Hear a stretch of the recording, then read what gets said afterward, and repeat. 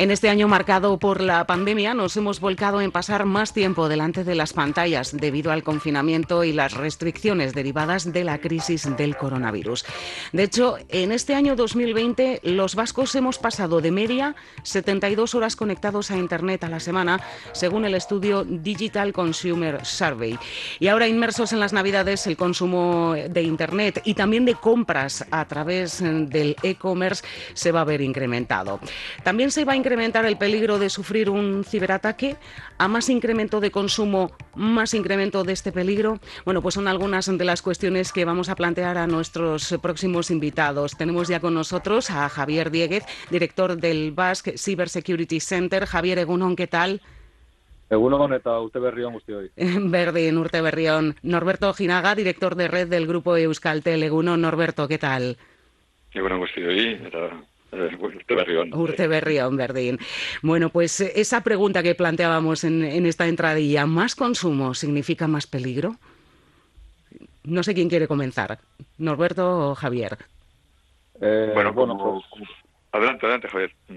Vale, sí, iba a decir que sí, efectivamente que más conexiones y más utilización de los medios digitales, pues generalmente más posibilidades de ser atacado, ¿no? Al final el consumo está cambiando, la pandemia ha acelerado todo lo que tiene que ver con la utilización de medios telemáticos también para el consumo.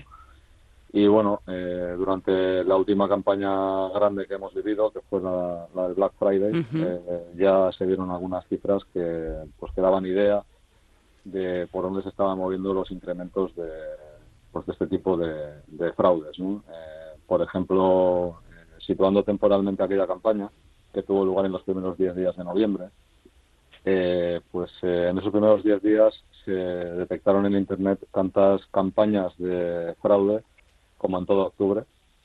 Y si vamos al número de correos electrónicos de phishing que se emitieron, según algunos informes internacionales que hemos recibido en el Basque Cyber Security Center, el número de correos era 13 veces superior a lo que se había hecho ya en todo octubre, y eso en 10 días de noviembre, con lo cual claramente una campaña comercial de estas características, como puede ser también la campaña navideña, que viene en 2 etapas principalmente, pues da idea de hasta dónde podrían llegar los intentos de fraude, ¿no?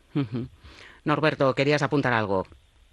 Que fundamentalmente sí que quisiera matizar, estando 100% de acuerdo en que todo lo relacionado con el consumo, sobre todo con compra a través de Internet, pues el riesgo es proporcional al número de transacciones y al número de operaciones y por lo tanto pues sí que hay que tener especial cuidado.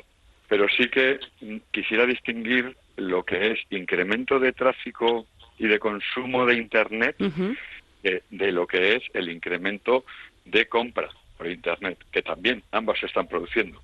Pero yo creo que en estas Navidades, ya desde el inicio del confinamiento, empezamos con un incremento muy relevante, por encima de prácticamente duplicar el tráfico habitual que hacíamos de Internet, pero no todo ello son transacciones comerciales. Muchas de ellas son sesiones colaborativas, videosesiones o ocio, ¿no? También todo lo que es consumo de televisión y otro tipo de contenidos en streaming, ¿no? Entonces, ambas han crecido significativamente. Son las transacciones comerciales las que son susceptibles de un mayor riesgo de ciberataque y sobre las que hay que tener especial cuidado. Claro, este comportamiento que hemos sufrido o que hemos vivido en este año 2020 con esos incrementos de tráfico, ya no hablamos de la compra por Internet, con esos incrementos de tráfico, también se podría volver vulnerable la red para todo este tipo de ciberdelincuencia. Por vuestra parte, Euskaltel ha tenido que hacer algún esfuerzo especial, ¿no?, para poder mantener ese consumo, ese volumen de tráfico a través de la red y también evitar, ¿no?, esos ataques. Sí, evidentemente desde el inicio ha habido continuas acciones de incremento de las capacidades La gran ventaja con la que nos hemos encontrado en general todos los operadores es que el dimensionamiento de la red se hace para tener el doble de capacidad del pico y por lo tanto era capaz de absorber, ha sido capaz de absorber en buena medida todo el tráfico que se ha generado desde un principio. Pero es verdad que perdiendo esa redundancia, que en caso de que hubiera un fallo de un equipo, en caso de que hubiera un corte de una fibra, pues no fuera transparente y afectara al servicio. Entonces se ha aumentado esa capacidad para adecuarse de nuevo a ese doble del pico, pero ese pico ya es muy superior. Entonces sí que ha habido y muchas acciones para aumentar esas capacidades, tanto en interconexión como en acceso y en transporte. Y con respecto a la ciberseguridad, por supuesto también, al final las medidas de monitorización ha habido que ampliarlas, puesto que los caudales de tráfico que tenemos que estar monitorizando han aumentado significativamente y por lo tanto las herramientas que usamos para identificar posibles ataques tienen que estar acordes a esas capacidades. Javier, no sé si quiere apuntar algo o cómo ha sido el comportamiento en general de las empresas vascas en cuanto a este aumento de tráfico debido al teletrabajo también, porque muchos hemos estado en casa conectados al trabajo a través de nuestra propia red. ¿Ha habido que adoptar medidas especiales también por parte de las personas que han estado en teletrabajo para evitar ser atacados?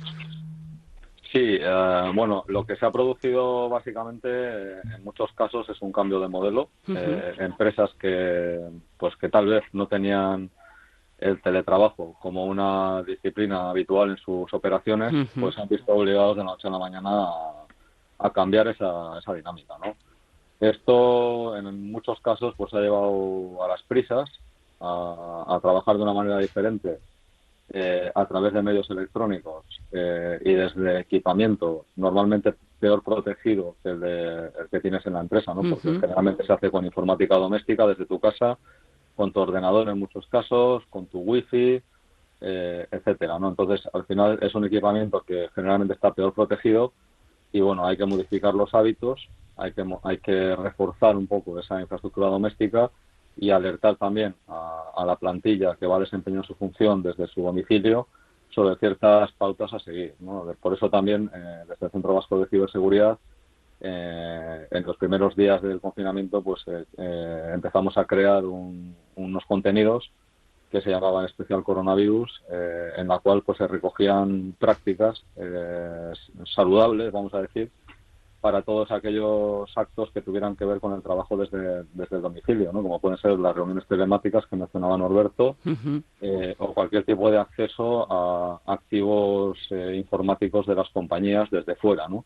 Entonces ahí había una serie de materiales que están a disposición y siguen ahí, porque los hemos ido enriqueciendo, claro, que abordaban todo este tipo de problemáticas derivadas de esa transformación urgente, ¿no?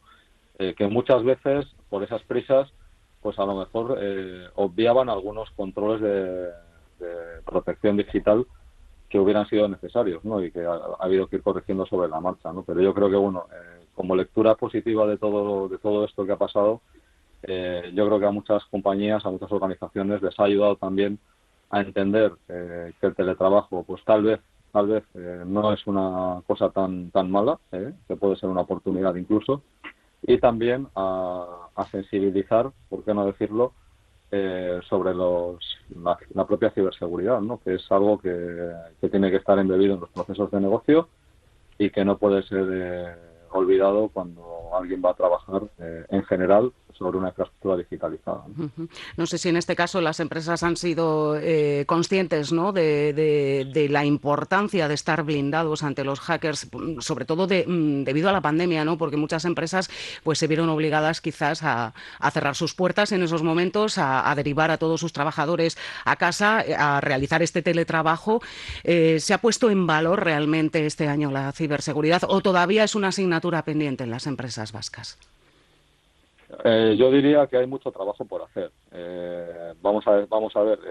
Las empresas generalmente con más recursos, con mayores presupuestos y plantillas de un volumen mayor, pues generalmente suelen estar mejor preparadas, ¿no? Y los sectores también altamente regulados como la banca o la energía, pues son generalmente sectores, o las telco, ¿no? Estando aquí Norberto, son sectores más preparados y más capaces de satisfacer estas necesidades, ¿no? Yo creo que el gran esfuerzo que tenemos que dirigir como sociedad y también como gobierno es hacia las pymes. Las pymes forman una masa muy importante de empleo y de Producto Interior en Euskadi que tiene que ser protegido. Además, integran la cadena de suministro de muchos grandes operadores, de muchos grandes fabricantes que son clave para nuestra economía, y por lo tanto creo que tenemos que hacer un esfuerzo especial en proporcionar modelos de consumo de ciberseguridad a la pyme que les permita proteger sus modelos de negocio y por lo tanto las cadenas de valor de todas las grandes industrias en Euskadi, ¿no? Uh-huh. Norberto, no sé si quieres apuntar algo. Sí, adelante. Sí, bueno, añadiría que en el tema de empresa que creo que se ha producido un efecto que ahora, si lo miramos, es positivo, pero que ha sido demasiado express, ¿no? Creo que ha habido una obligación a la transformación digital de forma acelerada. La transformación digital en tres aspectos, fundamentalmente, ¿no? La transformación digital desde el punto de vista de teletrabajo, que ha permitido a las empresas poder seguir trabajando en una situación de confinamiento. La transformación digital en cuanto a apertura al mercado, es decir, las empresas que han podido ofrecer su portfolio a través de medios digitales, pues han podido seguir operando de forma altamente productiva y con resultados muy positivos, pero bueno, pues a algunas empresas les ha obligado a marchas forzadas a adaptarse a esa transformación Uh-huh. y a publicación de su portfolio vía web, ¿no? Y ahí es donde, como dice Javier, pues las prisas no suelen ser buenas consejeras y hay que tener las precauciones adecuadas, ¿no? Sobre todo cara a vulnerabilidades, fraudes, etcétera. Uh-huh. Y el tercer aspecto es el que estaba comentando Javier, es la ciberseguridad. Todo ello, tanto para la operación interna como para la apertura hacia terceros, pues es necesario tener los criterios adecuados. Desde luego que sí. Pues importante, esos tres aspectos también que destacabas, Norberto. Bueno, estábamos hablando al principio de esta charla de los datos que había arrojado el Black Friday. Javier nos estaba detallando, nos estaba diciendo que en los primeros días de noviembre se habían registrado más vulnerabilidades que en todo el mes de octubre, ¿no? En cuanto, si no recuerdo mal, no sé, quizá en cuanto a datos con años anteriores, claro, ahí sí que ya no sé si vemos ese abismo en cuanto a los datos, si este año pues ha sido pues bueno, un año en el que nos ha llamado muchísimo la atención, ¿no? El aumento del cibercrimen, vaya.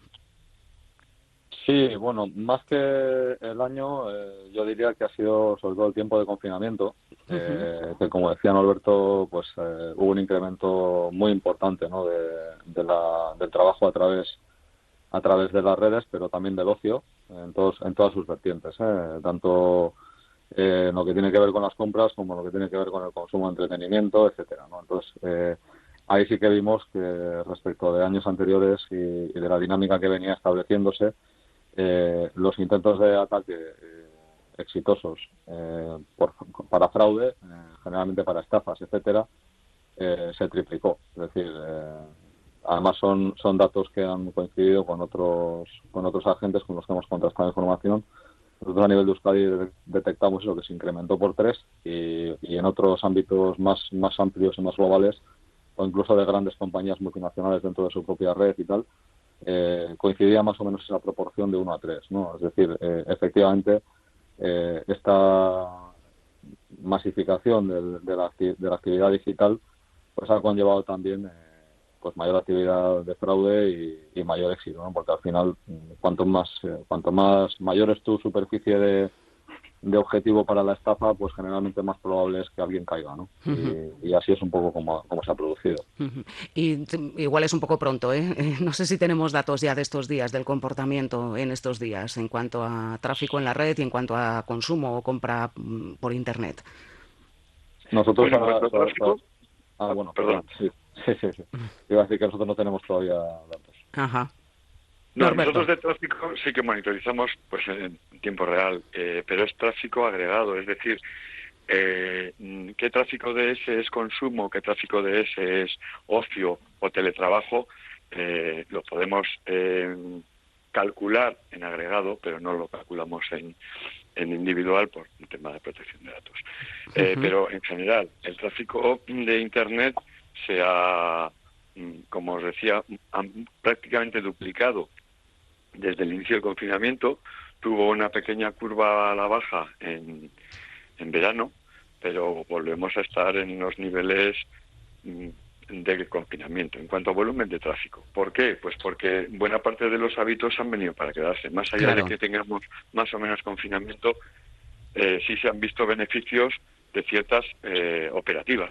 Y decir, oye, pues mira, hay un porcentaje de mi actividad que puedo sacar teletrabajando y, de hecho, la eficiencia operativa pues mejora significativamente, ¿no? Entonces, hay eso, unido al ocio en estas fechas, pues hace que sí estemos en volúmenes de tráfico altos. Pero, como os decía antes, en ningún momento con problemas de capacidad o de dimensionamiento para hacer frente a ello. Bueno, ya por último, no sé si podríamos dar unas pistas, ¿no?, para nuestros oyentes. ¿En qué aspectos debemos poner el acento para no ser objetivo de los ciberdelincuentes? Bueno, yo ahí siempre suelo decir que el mejor consejo suele ser la prudencia, ¿no? Es decir, igual que cuando vamos a cruzar la calle, miramos a derecha e izquierda, incluso cuando el semáforo está en verde para nosotros, ¿no?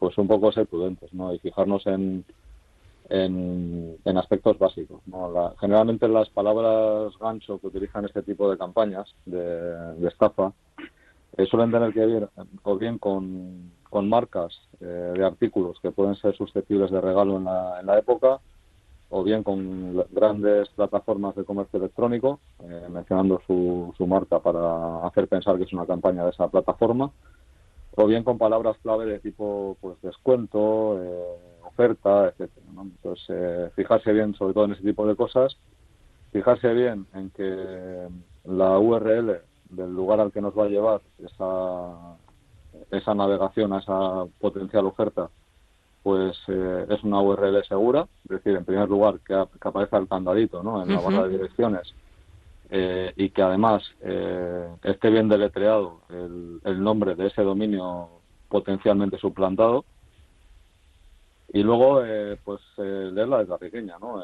También desconfiar un poquito de ofertas excesivamente buenas, y prestar mucha atención sobre todo pues a esos detalles, ¿no?, que al final pues pueden darnos un pequeño disgusto. En este caso suele ser una estafa por una compra, que son cantidades a lo mejor no tan grandes, pero bueno, suele ser un hábito que si se interioriza bien, pues nos puede proteger, pensando ya en el ámbito tal vez más empresarial, porque al final las personas se comportan más o menos de la misma manera en cuanto a su prudencia dentro y fuera del trabajo. Entonces, si esos hábitos prudentes te los llevas luego al trabajo, pues evitarás que tu empresa pues se vea afectada por un ataque de tipo ransomware, desde que te bloquean te cifran todos los datos y los servidores, etcétera, y luego te piden un rescate, ¿no? Entonces, en general, estos tipos de hábitos suelen servir no solamente para no ser víctima de una estafa en una compra,